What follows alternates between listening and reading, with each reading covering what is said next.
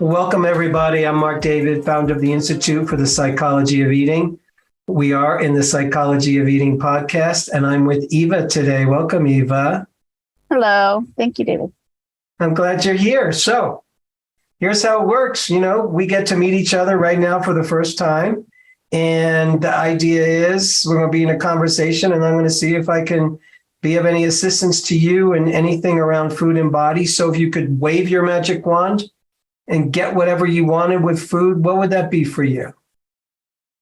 Not be a stressed, emotional eater, but I know that comes with life. You just have to redirect it. So for food, that would be basically it. So to not be an emotional eater. Mm-hmm. Okay. And what does emotional eating look like for you? I get stressed out. I eat. I have a bad day and I'll eat whatever's in front of me. Basically, it's just really based on my emotions. If I'm happy, I don't eat hardly anything. I'm sad, I eat all the time. Mm-hmm. Kind of a replacer, I guess. And how often would you say you find yourself in the emotional eating universe? Lately it's been almost every day. But, I had bariatric surgery, so I can't really gain the weight back. I have to keep it off. My back can't handle it. So I've been struggling with that. When my mom died, it spiraled. So that's where I'm at the moment. It's been 5 years. I've been digging myself out and trying real hard not to have that, but it's just depends on the day. If it's really stressful, I eat anything that's in front of me. No, I shouldn't, because I shouldn't be eating bread. That just makes me sick to my stomach. And sweets and things you shouldn't be eating. Even if it's healthy, I'll overeat them, and then it makes my stomach hurt. So when was your bariatric surgery? 2015. 2015. Did it help you lose weight? Well, I was 300 pounds and I got down to 183. Then my mom passed away. And then I put to 250. I'm back down to 216. I've been really working hard on it. But, like I said, there are days it's not good. Mm-hmm. So when things are good, that means you're not emotionally eating? No, I'm not actually. I don't feel like I'm not hungry. Mm-hmm. I go through the day. I have my protein. I have my meal for the day. I drink a lot of water. I get through the day with what I have. I've been making, even when I'm emotionally eating, I'm trying to make healthy choices, but it doesn't always matter because I'm not supposed to eat bread, but that's the first thing I go to is bread. Mm-hmm. Bread and whatever sweet we have in the house. So when would you say emotional eating began for you? When's the earliest memory you have of, gosh, I eat emotionally?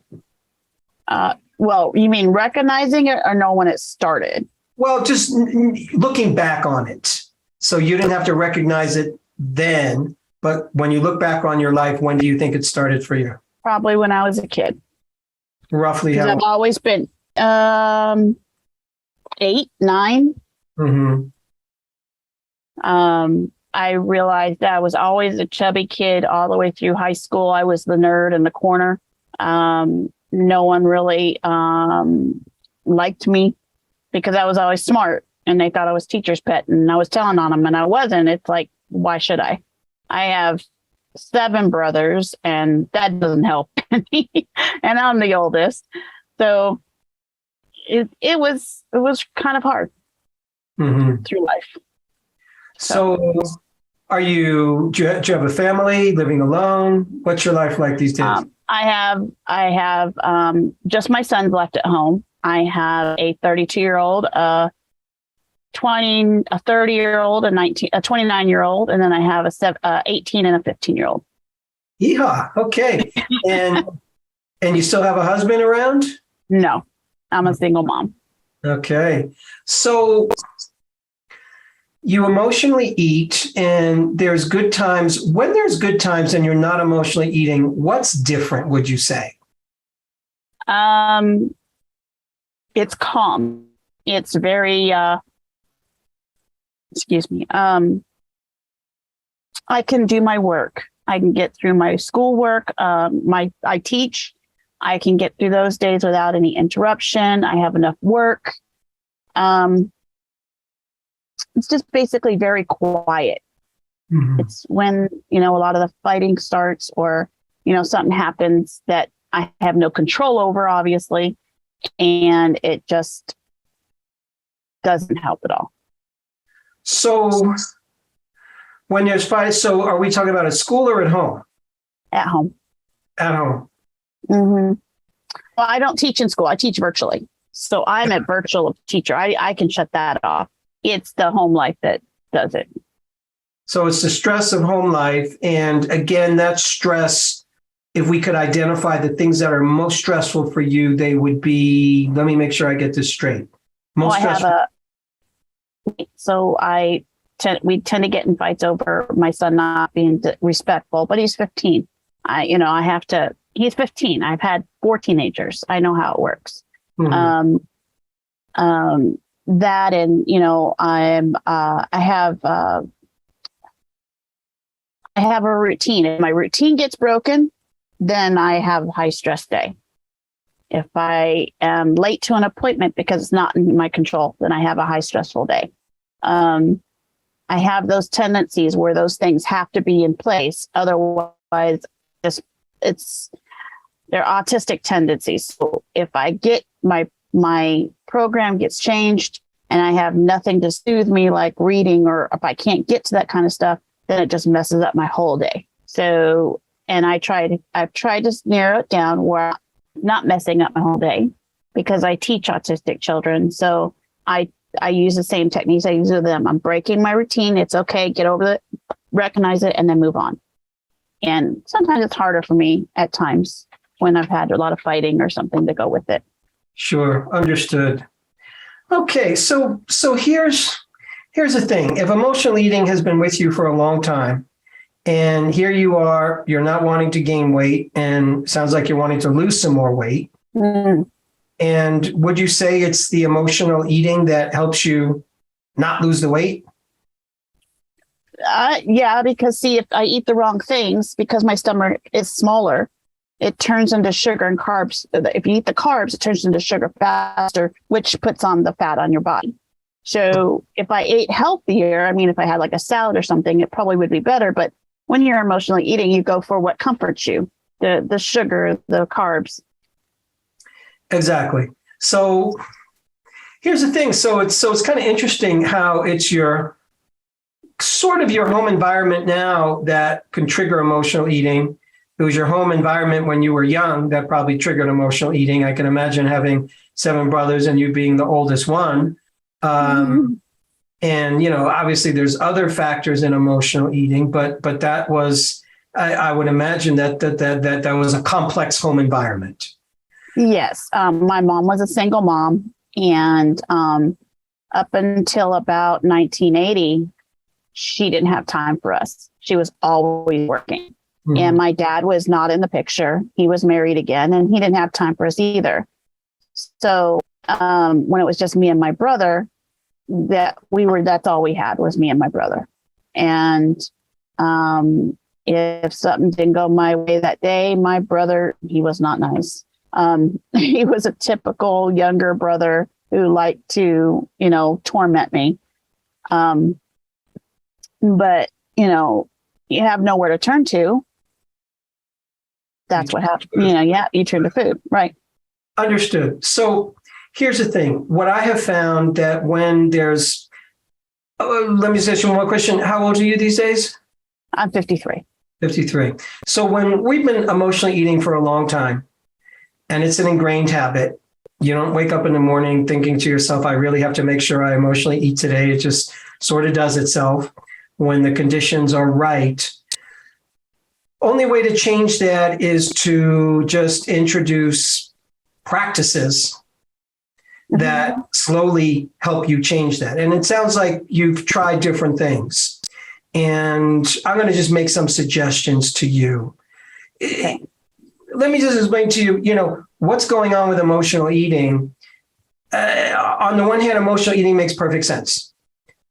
It makes 100% perfect sense. You're a mother, you've had kids, and you remember when every kid was an infant and they're screaming and they're yelling, and an infant screaming and yelling its head off. And the moment you give that little tiny infant bottle or breast, they relax. So every human being has that memory from a very young age. Feel bad, eat food, feel better. So that's ingrained in us. So that's in a strange way, emotional eating. We're using food to soothe our emotions. So since you're an infant, food, mother's milk, bottle has been soothing emotions. And we quickly learn when we're toddlers and kids and children and teenagers that it continues. Food continues to be an excellent way to soothe or regulate our emotions. It just works. It actually works temporarily. Does it have issues or potential issues? Yes. But I think first and foremost to understand, and it sounds like you do, emotional eating is just part of who we are. You know, if you have a nice meal with your family or a holiday meal, that's emotional eating. If you go out on a date and have a lovely evening of a dinner, that's emotional eating.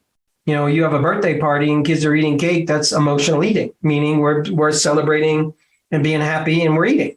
Right. So there's always emotion when we eat. And so you're using food to soothe unwanted emotions. So on a certain level, the only way to change that, because it's an automatic unconscious habit, it does itself. The only way to change an automatic unconscious habit is to introduce consciousness, introduce awareness, introduce presence, and interfere with the pattern. And it takes practice. I would love for you to write a list for yourself. I want you to call it the what else inventory, the what else list. And on that list, you write down everything you could possibly think of that you can do other than food that might make you feel better in the moment. Everything you could do other than food that might make you feel better in the moment. So what makes you feel good that you can do in a moment? You know, for me, it's listening to music that I love. It's watching a funny, goofy animal video. It could be stepping outside and just looking at the trees and listening to the birds. Nature does it for me. So it's you having a list that you can look at and go, this is the list of things that I can possibly think of in life that can potentially soothe me other than food. Because right now, food is your main strategy to self-soothe. Right. You're going to continue to do that until you introduce other strategies. So instead of fighting emotional eating, you look at what else can I do? So rather than fight something, you look at, okay, what's a different strategy? And find what works and practice it. Right. One time during the week, you can be successful. Even if you emotionally ate every day, but one day you put on the headphones and listen to some great music that you loved during high school, and it made you feel good, and you didn't emotionally eat, or you ate something, but you made a good choice, then I'm calling that a success. Okay. And I'm wanting you to take the slow road because you've been emotionally eating a long time. So it's not that this is going to change overnight, but it's just like working with an autistic child. The little things are the big things. The little successes are the big successes. So I want you to celebrate every little success like it's a big success. But you have to have that list. You have to create that list. And you have to sort of look at that list and then try out different strategies and see what seems to be most successful or what might stick. Okay. Now, here's another way I like to look at this. When we emotionally eat something that we say we don't want to eat, you say to me, I go for bread. That's not good for me.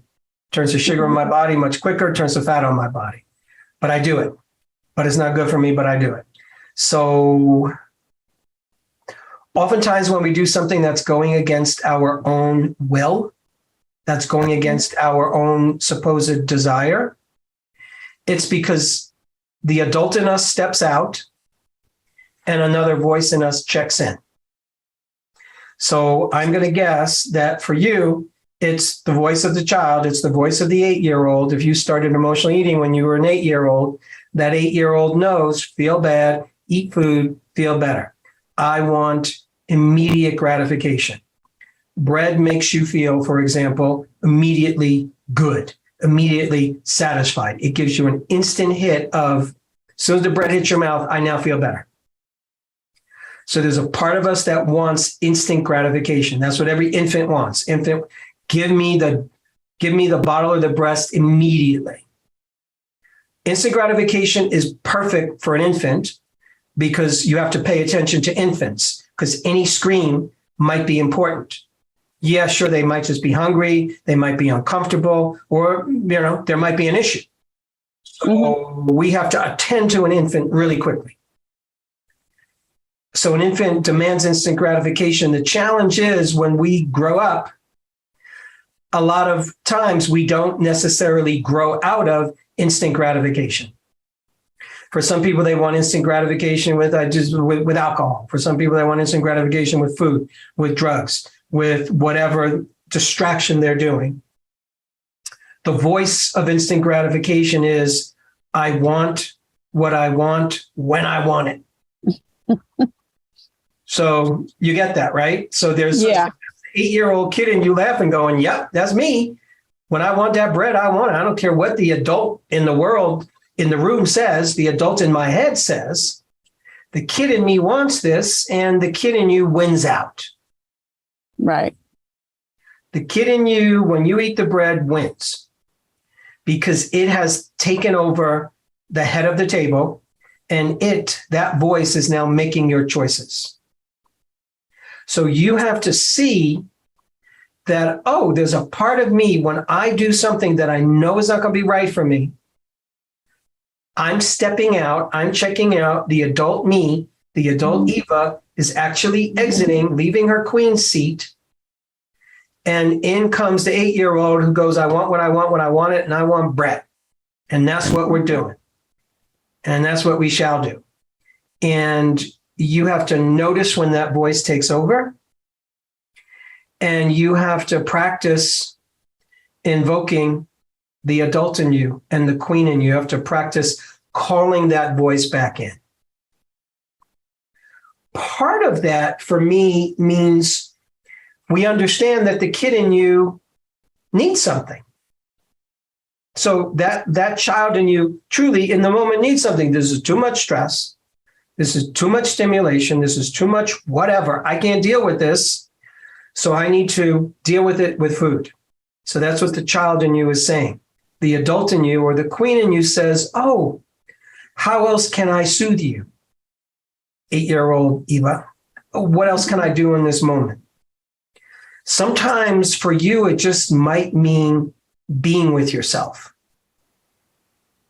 Literally just taking a pause and checking in and feeling what you feel. You have to enter your emotional world. The same way you would work with an autistic child, one of the great ways is you can't make them do what you want them to do immediately. You have to enter their world, right? Right. Mm-hmm. You have to understand, like, who is this? What's their pace? You enter their world first. And once you enter their world, there's a connection. And change can more easily happen. Good things can more easily happen. So you have to give yourself that same gift. You have to enter your world, your emotional world in that moment and check in. Eva, what's happening for you? Feeling overwhelmed. I'm feeling stressed. Okay. Can we take some deep breaths? Can we step outside for a second and just look at the sky? Can we just play some music and sit down on the couch and just breathe and just feel your frustration? But it's giving yourself time to check in. What you're doing is you're giving yourself the parenting that you didn't have. So you didn't have the kind of parenting that said, hey, Eva, how you feeling? How you doing? And how can we help you in this moment feel better and feel better about yourself? Very true. How can we help you deal? So that's what ideally the big people in our world were supposed to do. They were supposed to track our emotions and notice, oh my God, my kid is depressed, or my kid is not doing well, or my kid's in trouble. So they're supposed to track us because that's their job, but they weren't able to do that for you. So now you have to do that for yourself. So what I'm saying is your job is to be a better mother and father to you than your mother and father was back then. Okay. So you have to be that good parent to you and literally treat yourself as if you were the mother you wish you had. You follow me? Yeah, I am. Because otherwise you're an 8-year-old running around inside your own body looking for immediate gratification. And you'll go for the immediate gratification every time until you create a pause and notice that that's what's happening and go, okay, that's the young me who is stressed and never really had what I needed back in the past to help me regulate my own emotions. Now I get to do that for myself. Right. So it takes a lot of self-kindness, I think. It takes a lot of self-patience. Mm-hmm. And it kind of takes you giving you a big hug and feeling yourself and having some compassion for yourself. Because I'm imagining as a single mom, you've done a lot of just kind of pushing through. You keep forging ahead. Yes. That's what your mother did. She was forging ahead. So you got one in the house right now. This is a more ideal time for you to just kind of drop in with you more.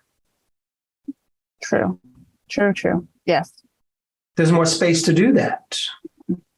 And you dropping in with you, that's where you're going to learn how to self-soothe. Okay. I can understand that. How's it all landing for you so far? Wrapping my head around most of it. My mom's still a touchy subject, but you didn't know that. So, but it's in perspective.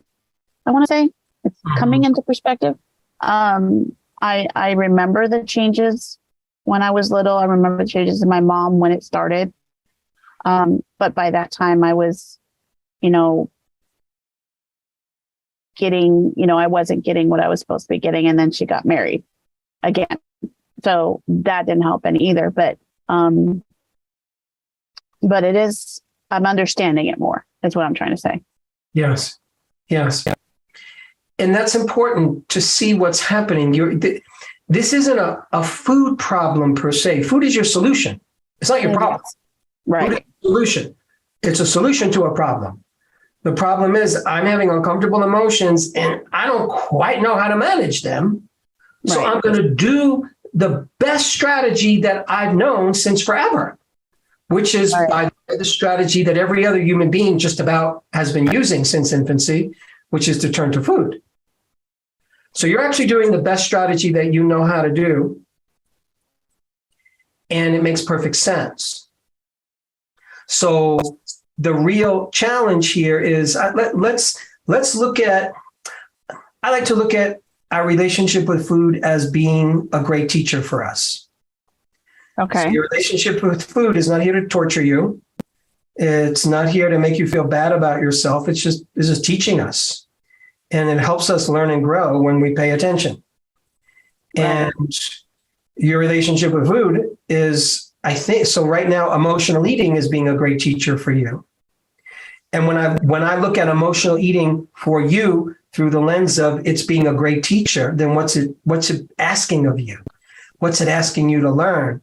And I'm hearing it's asking you to learn how to be present with yourself, how to contact your own emotions, and how to begin to self-soothe without food.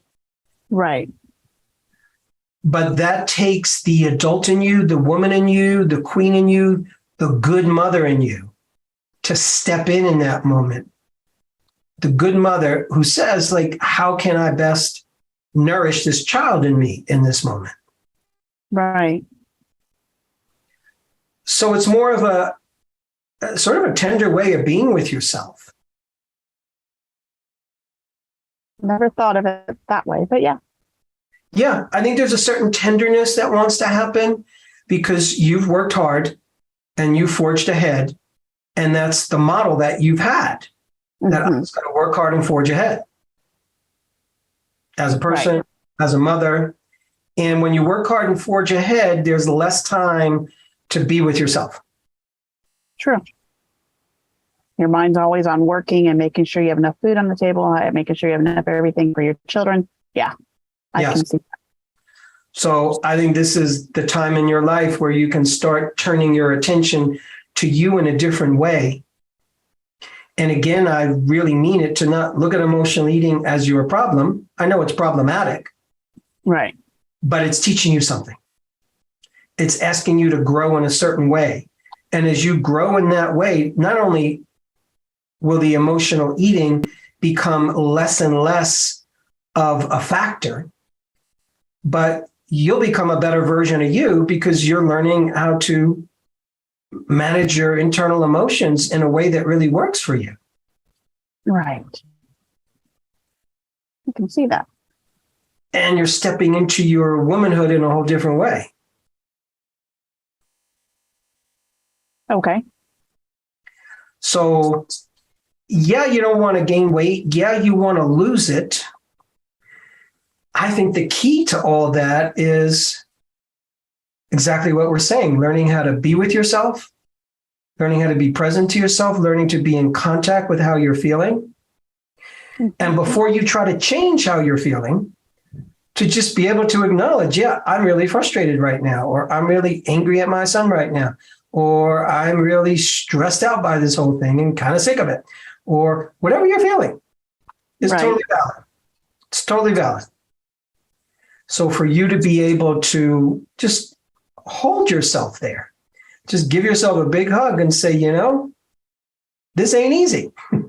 Yeah, that's true. This isn't easy. No wonder I'm having a hard time. No wonder I want to reach for food.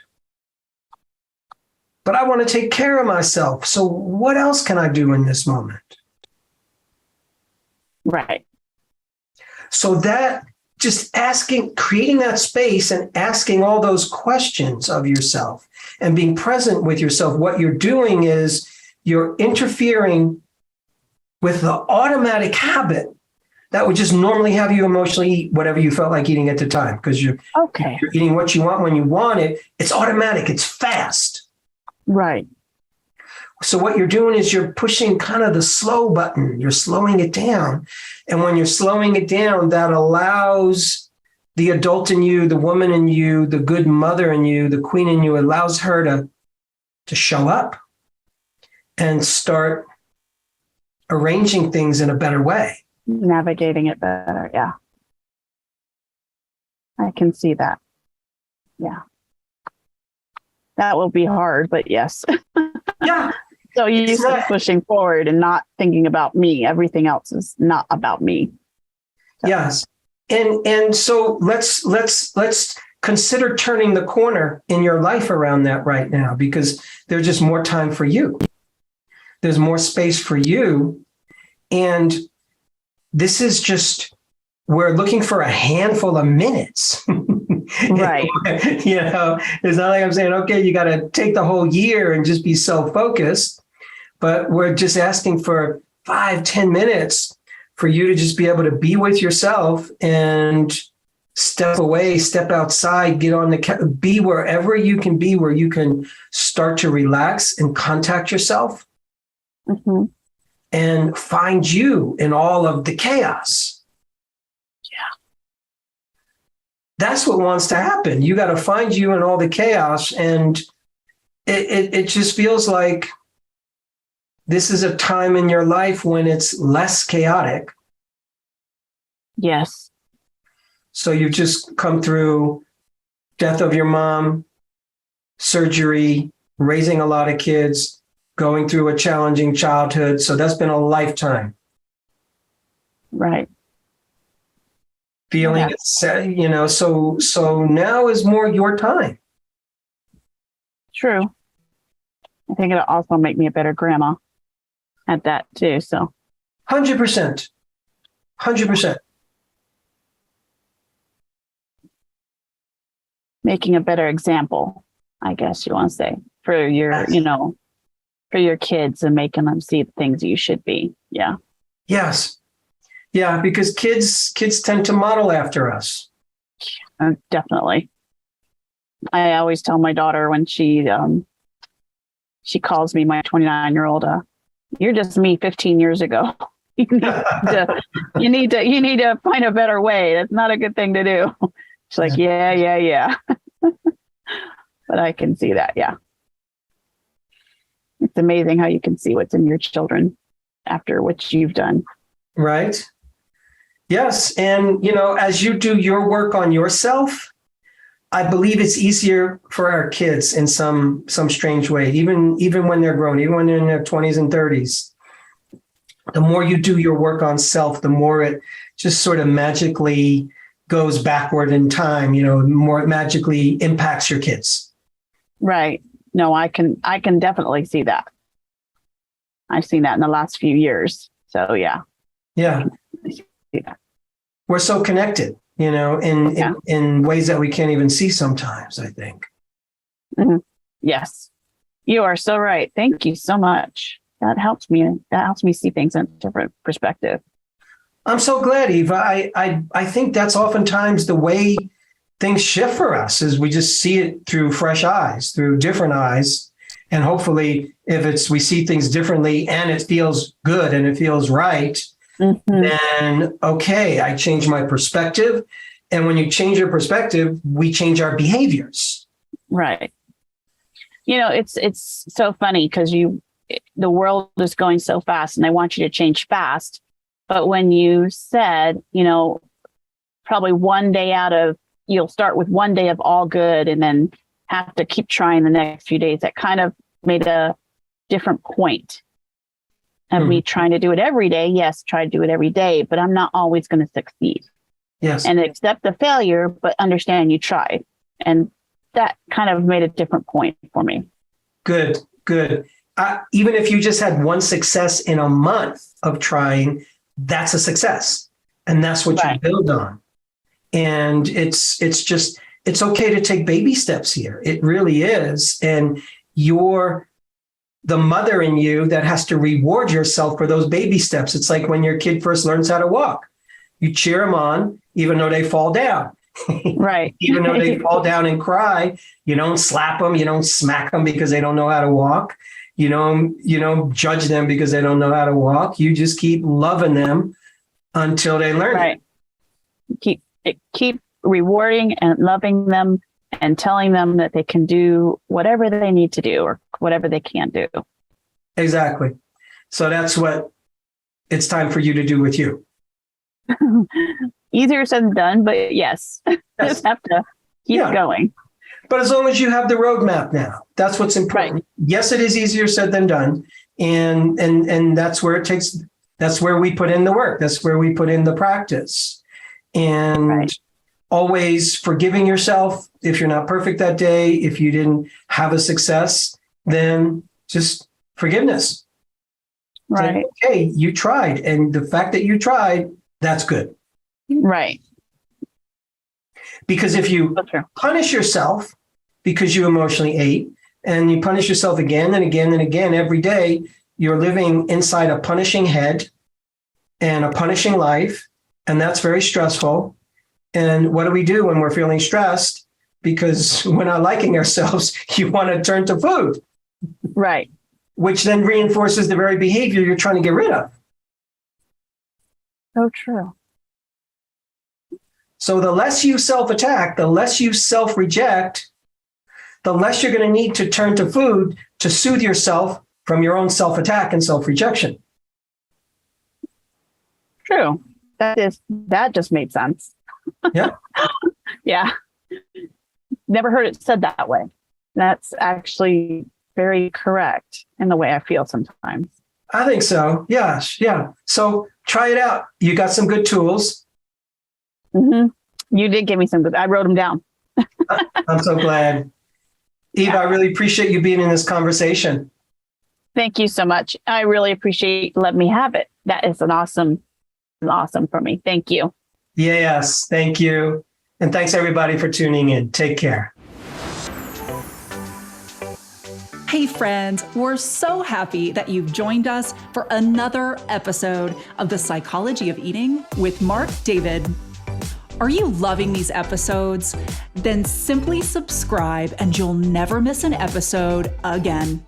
We'd also love it if you'd leave us a comment below so we can hear more about your own journey with food and body.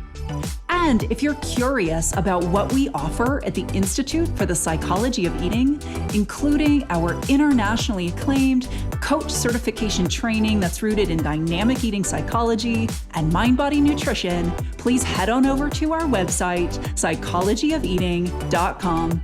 Until next time, take care. And remember, having the body you want starts with loving the body you have.